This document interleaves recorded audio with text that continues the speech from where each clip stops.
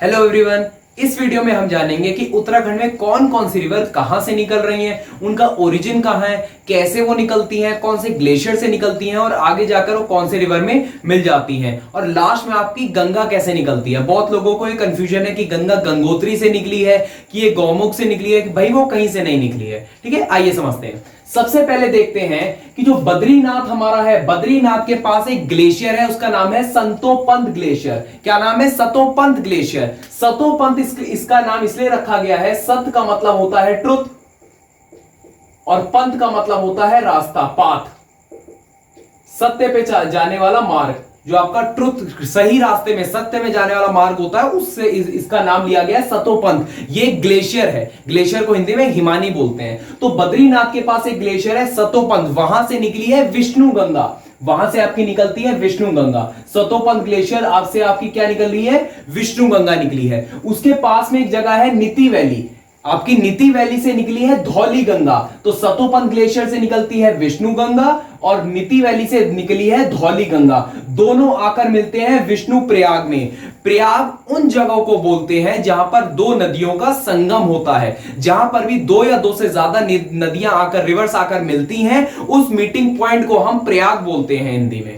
और प्रयाग का मतलब होता है जहां संगम होता है, हिंदी में उसको संगम भी बोलते हैं। अब इसमें दो आपके रूल्स चलते हैं ज्योग्राफी के। अगर जो दो रिवर आ रही हैं, दोनों की जो डेप्थ है, मतलब जो दोनों की गहराई अगर वो सेम है, लगभग 19-21 का तो फर्क होता है, लेकिन लगभग अगर सेम है तो कोई नए नाम से बोला जाएगा। जैसे यहां दोनों रिवरों का लगभग जो डेप्थ होती है, जो गहराई होती है, सेम है। संतोपंथ ग्लेशियर जो बद्रीनाथ से आ रही है विष्णु गंगा, और इधर नीति वैली से धौली गंगा, दोनों की जो डेप्थ है, गहराई है, लगभग सेम है। इसलिए यहां से नाम चेंज कर दिया जाता है। जब भी पीछे से जितनी नदियां आ रही हैं, उनकी गहराई अगर सेम है तो प्रयाग के बाद, जैसे यहां ये विष्णु प्रयाग में मिल रही है, रेड वाले मैंने जितने लिखे सब प्रयाग है। ठीक है, ध्यान से समझते जाइए, आपको हर एक चीज समझ में आ जाएगी। तो जैसी धौली गंगा और विष्णु गंगा विष्णु प्रयाग में आकर मिलती है, ये इस प्रयाग में आकर मिलती है, तो यहां पर दोनों की डेप्थ सेम है, दोनों की गहराई सेम है, तो यहां से जो नई नदी निकलती है उसका नया नाम रखा जाएगा। लेकिन अगर दोनों में से किसी की भी एक गहराई बहुत ज्यादा होती दूसरे के मुकाबले, एज कंपेयर टू सेकंड, पहले वाले की ज्यादा होती, तो जिसकी गहराई ज्यादा है उसके नाम से प्रयाग के आगे वो नदी बोली जाती है। रूल समझ गए आप ज्योग्राफी का? ज्योग्राफी का रूल्स क्या है कि अगर पीछे से फॉर एग्जांपल प्रयाग में दो रिवर्स आकर मिली, दो या दो से ज्यादा भी हो सकती है, हम फॉर एग्जांपल ले रहे हैं, दो मिली है, संतोपंथ ग्लेशियर से विष्णु गंगा और नीति वैली से धौली गंगा। ये अगर आपकी विष्णु प्रयाग में मिली तो और दोनों की गहराई सेम है तो नए नाम से बोली जाएगी। लेकिन अगर सपोज इस वाली की गहराई ज्यादा होती तो ये आगे विष्णु गंगा ही बोली जाती।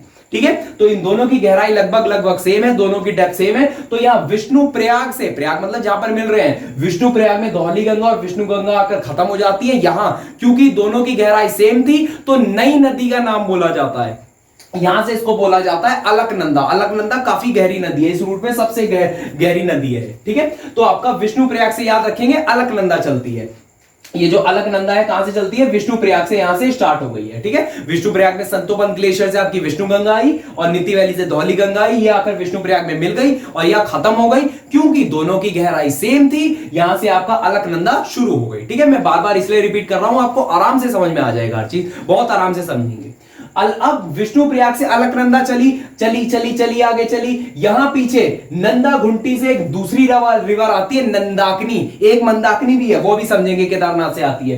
क्या आती है? नंदा घुंटी से नंदाकिनी आती है, और नंदाकिनी अलकनंदा पीछे से आ रही है, ये पीछे से अलकनंदा आ रही है, नंदाकिनी इधर आकर यहां पर मिल जाती है नंद प्रयाग में। दो रिवर मिल रही है ना, तो प्रयाग आएगा, तो नंदाकिनी है तो नंद प्रयाग इसको बोला जाता है। पहले आपका सबसे ऊपर विष्णु प्रयाग, उसके बाद नंद प्रयाग। तो नंद प्रयाग में पीछे से अलकनंदा आई और इधर से नंदा गुंटी से आपकी नंदाकिनी आई, ये आकर मिल जाती है। अब अलकनंदा की गहराई ज्यादा थी, नंदाकिनी की कम है, तो इसलिए इसके आगे इसको गहरी वाली रिवर, जिसकी डेप्थ ज्यादा है, अलकनंदा की ज्यादा है ना, तो अलकनंदा के नाम से ही बोला जाएगा। समझ में आ रही है ना बात? तो नंद प्रयाग के आगे भी है अलकनंदा चल रही है। ठीक है, तो नंदा घुंटी से आपकी नंदाकिनी आई, नंद प्रयाग में मिल गई अलकनंदा में, और इसके आगे भी आपका अलकनंदा ही बोला जाता है। क्यों? क्योंकि इसकी रिवर, इसकी डेप्थ बहुत ज्यादा है। ठीक है, अलकनंदा यहां से चलती रही, आगे जगह आती है, उसको बोलते हैं कर्ण प्रयाग। क्या बोलते हैं, कर्णप्रयाग। अब कर्णप्रयाग में पीछे से पिंडारी ग्लेशियर जो कि 12,530 फीट की ऊंचाई में है, आपका 12,500 की फीट की लगभग ऊंचाई में है, वहां से पिंडार रिवर आ रही है। वहां से क्या आ रही है, पिंडार रिवर। याद रखिएगा,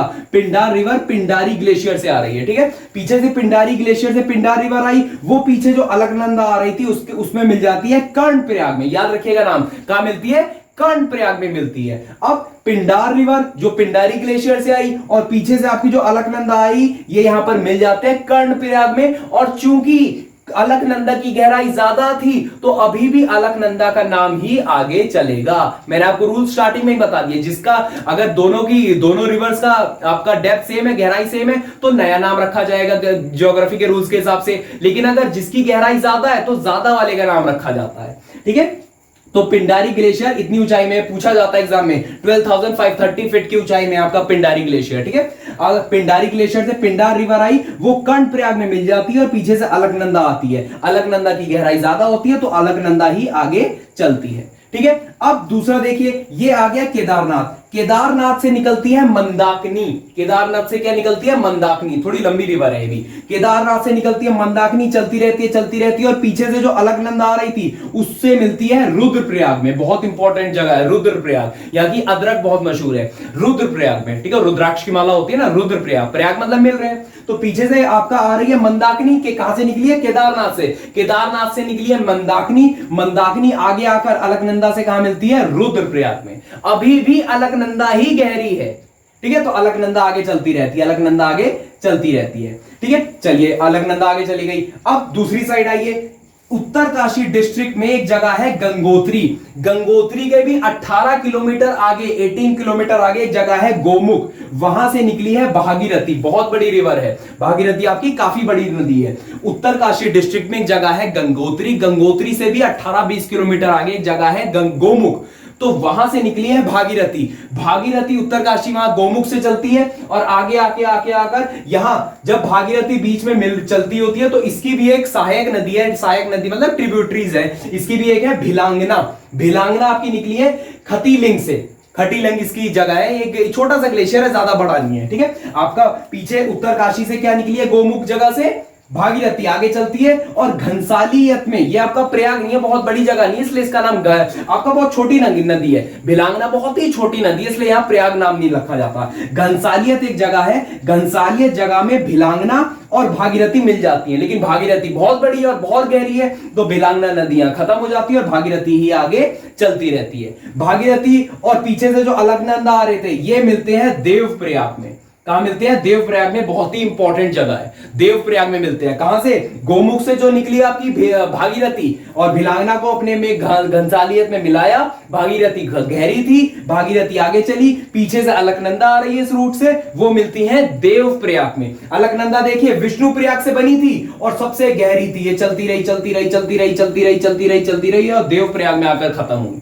यहां जो पीछे भागीरथी आ रही थी, ये भी यहां से चलती रही। ये भिलांगना को अपने आप में मिलाया घनसालियत में, आगे चलती रही और देवप्रयाग में आकर अलकनंदा और भागीरथी का दोनों का जो आपका गहराई है वो लगभग बराबर हो जाती है। तो यहां से अब ज्योग्राफी के रूल से नया नाम दिया जाएगा और वो है हमारी गंगा नदी, जिसकी हम पूजा करते हैं, गंगा नदी। यहां से ये पूरा आगे चलती चली जाती है, पूरा ऋषिकेश, हरिद्वार, यूपी से वाराणसी, आपका कानपुर होते हुए आगे आपका बंगाल चली जाती है, ठीक है। बंगाल में भी इसको भागीरथी बोला जाता है और उत्तराखंड के भी लोग ज्यादातर गंगा को ही भागीरथी बोलते हैं, क्योंकि बेसिकली गंगा गंगोत्री नाम हो गया ना। हम लोग सोचते हैं गंगा गंगोत्री वगैरह से या गोमुख से निकली है, वहां से नहीं निकली है। गंगा बेसिकली आपका बनी है देवप्रयाग से, लेकिन गंगा को बनाने वाली नदी जो भागीरथी है वो निकली है उत्तरकाशी है, गोमुख गंगोत्री के आगे जो 18 किलोमीटर आगे जगह है गोमुख, वहां से।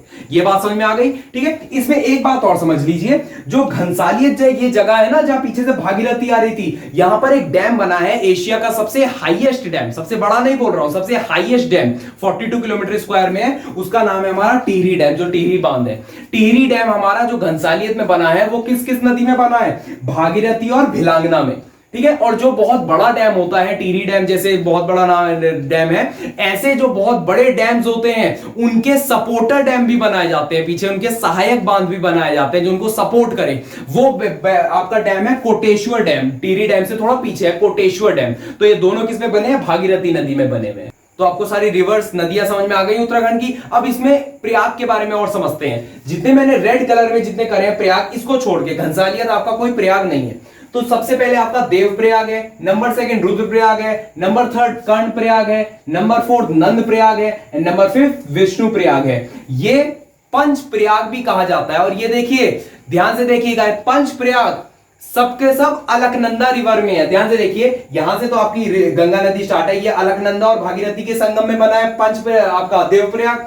फिर अलकनंदा में आगे चलिए, रुद्रप्रयाग आ गया जो मंदाकिनी और अलकनंदा के संगम में है, ये प्रयाग में जहां मिल रही है। और आगे चलिए, कर्णप्रयाग आ गया, कर्णप्रयाग आपका पिंडार और अलकनंदा रिवर के संगम में है। आगे चलिए, नंद प्रयाग आ गया, अलकनंदा और नंदाकिनी के संगम में है। आगे चलिए, विष्णु प्रयाग आ गया, विष्णु प्रयाग से अलकनंदा शुरू ही होती है, वो आपकी विष्णु गंगा और धौली गंगा के संगम में है। तो ये पंच प्रयाग, पांचों के पांचों प्रयाग जो हैं बहुत ही हिंदू धर्म में बहुत शुभ माने जाते हैं घूमने, और ये पांचों के पांचों अलकनंदा नदी पर ही है। ठीक है, आई होप आप लोगों को एक अच्छे से समझ में आ गया होगा। अब मिलेंगे अगली वीडियो में। Till then good bye, thank you, take care.